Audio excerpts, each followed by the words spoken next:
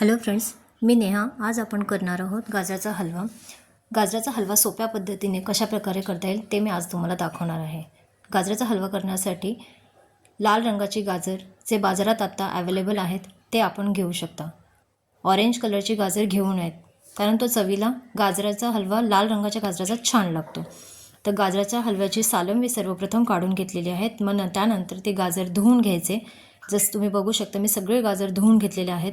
त्यानंतर खोबऱ्या खवणीची जी खवणी आहे त्याच्यावर आपण गाजराची किस करून घेणार आहोत. वरून खालच्या दिशेने आपण गाजराचा किस करणार आहोत. उभ्या पद्धतीने आत्ता तुम्ही बघू शकता उभ्या पद्धतीने आपल्याला तो किस करायचा आहे. गाजराच्या खालचा तळाचा जो भाग असतो तो भाग फेकून द्यायचा. अशा प्रकारे मी सर्व गाजर किसून घेतलेले आहेत. मी 1 किलो गाजराचं प्रमाण घेतलेलं आहे.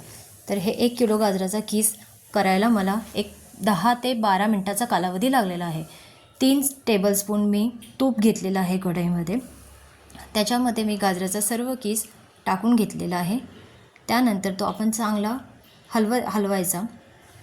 खालून वर सारखा हलवत राहायचा 1-2 मिनटं.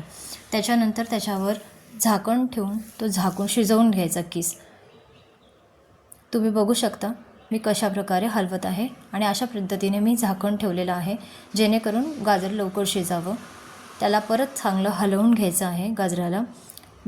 गाजराचा किस जो कलर शिजवल्यानंतर थोडा कलर बदलायला वेळ सुरू होतो. एक 5 ते 10 मिनटांनी गाजराचा किस अशा प्रकारचा रंग त्याला येतो. जो आधी ऑरेंज कलर असतो तो आता थोडा डार्क ऑरेंज कलरमध्ये येतो.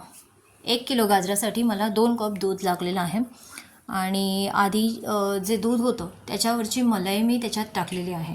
मी ऑलरेडी जेव्हा गाजराचा हलवा करायचा होता त्याच्या आधीच मी दुधावरची मलाई काढून घेतलेली होती. अशा प्रकारे आपण मलाई टाकू शकता. काही जण मावा टाकतात. माझ्याकडे जे लाडू पेढे होते त्या पेढेची मी टाकलेलं आहे त्याच्यामध्ये बारीक क्रश करून. मला 1 किलो गाजर करण्यासाठी 1.25 वाटी मी साखर वापरलेली आहे. तर तुम्ही बघू शकता साखर त्याच्यामध्ये पूर्ण डिझॉल्व होईपर्यंत आपल्याला त्याला हलवत राहायचं आहे. अशा प्रकारे त्याला बुडबुडे यायला सुरुवात होते साखरेचं पाणी झाल्यानंतर. तर तो पूर्ण पाणी आतमध्ये शोषून घेतलेपर्यंत तोवर गाजर शिजतं आतमध्ये. ते शिजल्यानंतर ड्राय व्हायला सुरुवात होते गाजर. त्याच्यानंतर आपण काजू बदामचे तुकडे केलेले होते, उभे काप केलेले होते ते टाकलेले आहेत आणि त्याच्यावरनं वेलची पावडर थोडी पेरलेली आहे. तुम्ही बघू शकता.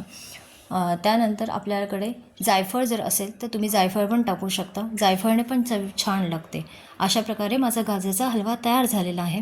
तुम्ही बघू शकता किती छान आणि सुंदर त्याचा म्हणजे टेस्ट वाटते.